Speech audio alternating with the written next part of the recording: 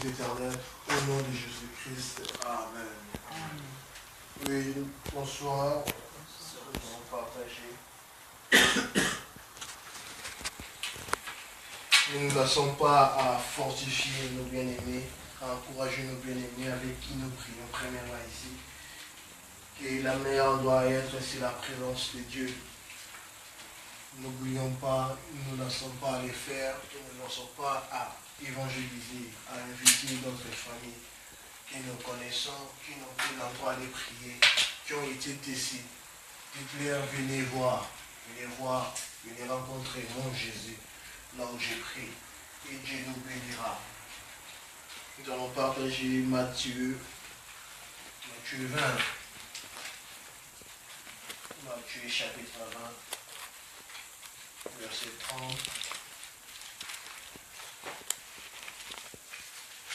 Oh là là, j'ai fait la Bible en anglais.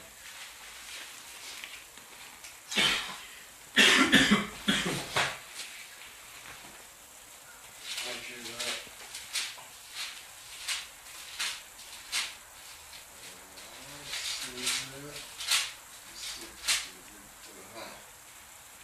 30 à 33. Ma Bible me dit, on commence par le verset 29. Lorsqu'ils sortirent de Jéricho, une grande foule suivit Jésus.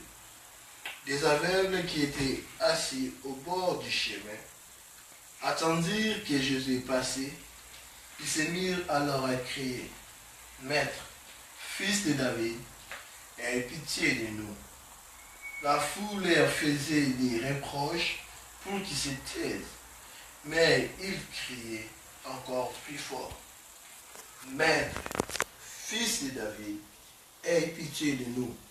Jésus s'arrêta, les appela et leur demanda, que voulez-vous que je fasse pour vous?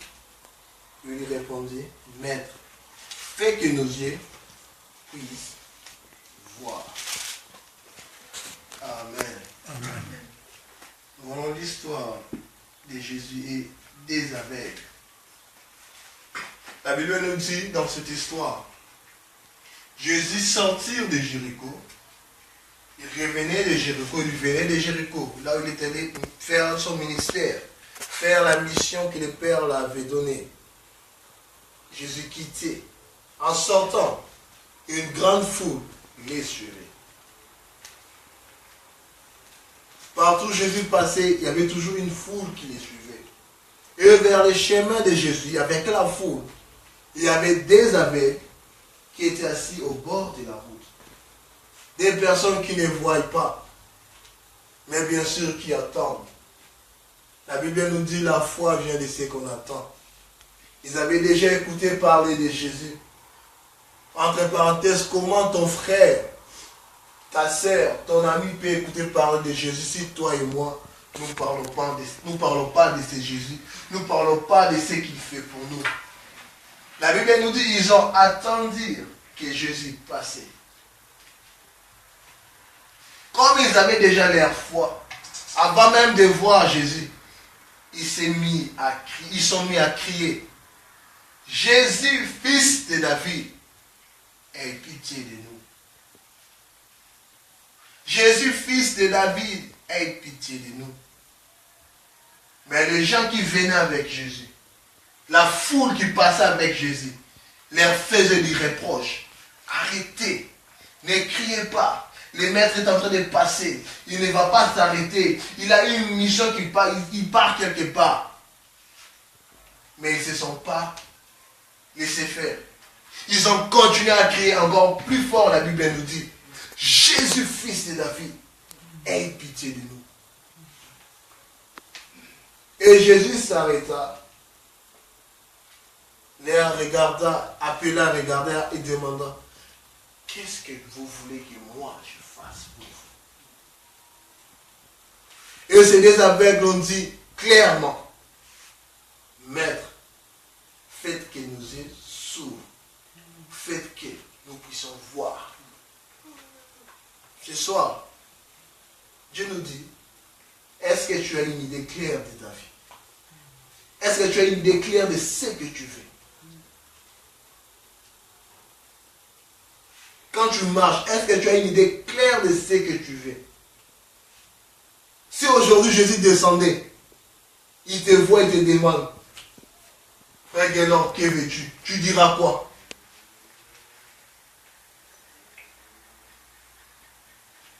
Quand on rentre au pays, on parlait d'une histoire. Quelqu'un qui disait, si moi je vois mon boutou, je vais lui demander ceci. Je vais lui demander ceci.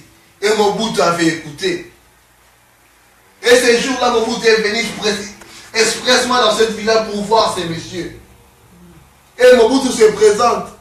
Bonjour monsieur, qu'est-ce que tu veux? Non, je voulais juste te saluer. Quand tu quittes chez toi, tu viens prier ici. Est-ce que tu as une idée claire de ce que tu veux? Quand même tu es avec tes amis, vous êtes en train de faire vos délires. Est-ce que tu as une idée claire de ce que tu veux? Oui, Dieu est bon. Oui, Dieu bénit. Oui, Dieu délivre. Oui, Dieu agit. Mais s'il ne sait pas ce que toi tu veux, comment il va agir? Tu veux être guéri, tu te présentes devant un médecin. Médecin, le médecin te demande qu'est-ce que tu veux, qu'est-ce que tu ressens. Tu ne sais pas expliquer ce que tu ressens. Tu ne sais pas dire que je vais être guéri de telle maladie. Je suis juste venu vous voir au médecin. Non. Est-ce que nous avons une idée claire de ce que nous voulons? Est-ce que tu as une idée claire de ta vie? Ou tu es encore en train de tâtonner? Ces deux aveugles avaient une idée claire.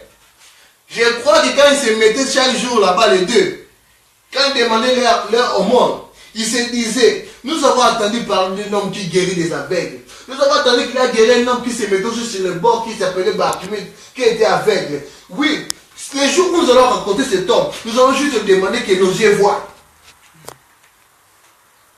Les jours où nous allons juste écouter qu'il est en train de passer ici, nous allons demander cela. Toi, tu quittes chez toi.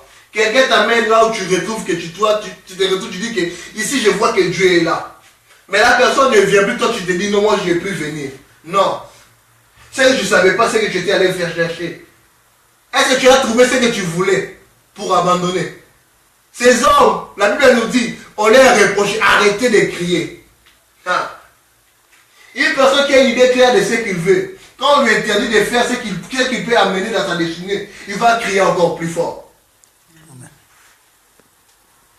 C'est des aveugles qui se sont dit, oh, papa, il y a quoi? Pourquoi vous nous interdisez à crier? Nous voyons nos yeux s'ouvrir. La personne qui peut ouvrir nos yeux est en train de passer. Toi, tu veux m'interdire de crier. Non, j'ai une idée claire de ce que je veux. Je vais voir. Je ne vais plus me mettre sur cette bord pour demander de l'argent. Moi, je ne vais plus aller chercher du travail dans les noirs. Moi, j'ai besoin de papiers. Pour avoir des papiers, je dois aller prier chaque jour il y a prière. Pour qu'un jour que Dieu agisse dans ma vie cette année. Qu'est-ce que tu veux? Nous allons crier plus fort. Tais-toi. Ah, quand tu me dis de me taire, tu me poses à dire crie encore plus fort. Deviens encore plus fou. Jésus ait pitié de moi. Que tes amis même te voient en train de déclarer avec eux. Ah mon foutu, non, je ne souffre plus. Hein. Moi je sais que je ne souffre plus. Hein. Cette année, je sais que Dieu va effacer, va éliminer toutes mes souffrances. Il va me donner les repos. Est-ce que tu as une idée claire de ce que tu veux?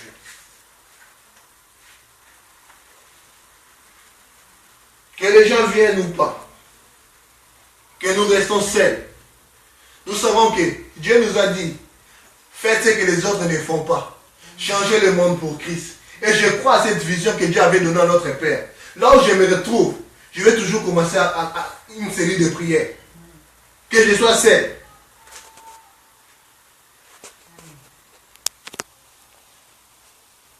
Quelques temps plus tard, on sera beaucoup.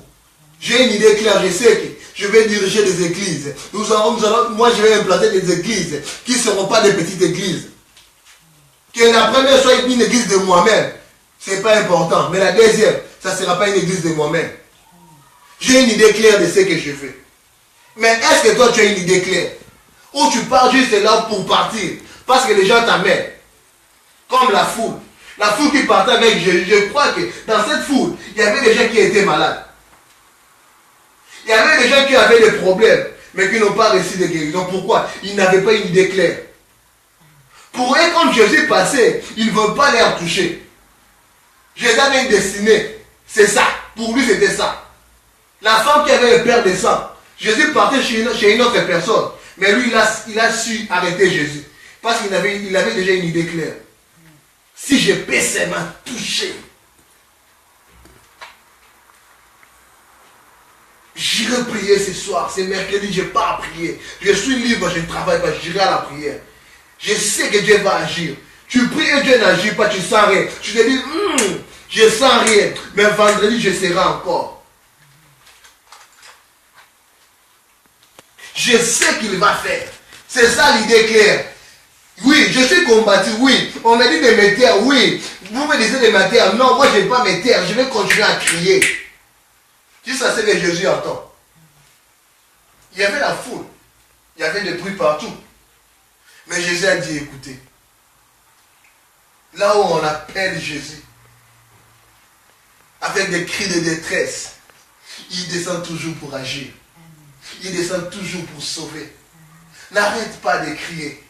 N'arrête pas de chercher ta délivrance. N'arrête pas de chercher la solution. Pour moi, tu peux t'abandonner tant que tu n'as pas encore trouvé ce que tu cherches. Jésus n'aime pas les lâches. Ne devient pas un lâche spirituel. Ne dis pas que j'abandonne. C'est trop pour moi. Non. Si c'est trop pour toi, va vers la croix. Lui-même a dit, c'est lui qui est chargé, fatigué. Venez à moi. Moi, Christ, je vous donnerai du repos. Toi, tu cherches du repos. Ton idée claire, c'est du repos. Va vers Jésus. Dis, Jésus, fils de David, je veux du repos. Je veux du repos.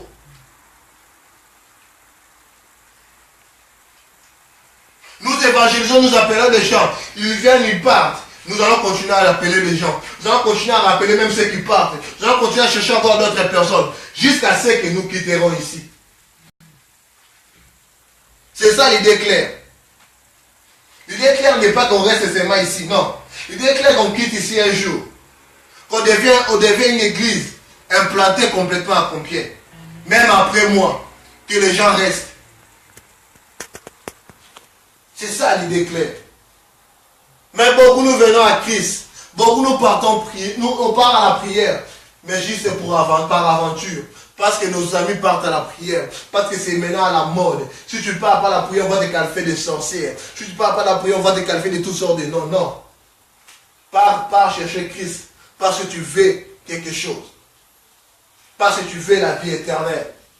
Parce que tu veux abandonner le péché. Parce que tu veux abandonner le monde. Qu'est-ce que tu veux? Et Jésus s'arrêta, appela ses deux hommes. Vous voulez quoi? Que je fasse quoi pour vous? Laisse-moi te dire, Jésus ne va pas faire au-delà de ta soif. C'est ce que toi tu fais, c'est ce qu'il fera. Il ne fera pas au-delà. Vous verrez les riches s'enrichissent toujours parce qu'ils veulent toujours beaucoup d'argent. Mais nous les pauvres, on s'appauvrit toujours parce qu'on ne pense même plus à être riche. Que je prends seulement quelque chose pour manger. Jésus ne fera pas au-delà de ce que tu veux.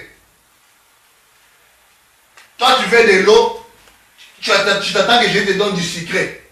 Non. Qui te donne du Fanta. Non, il te donnera de l'eau.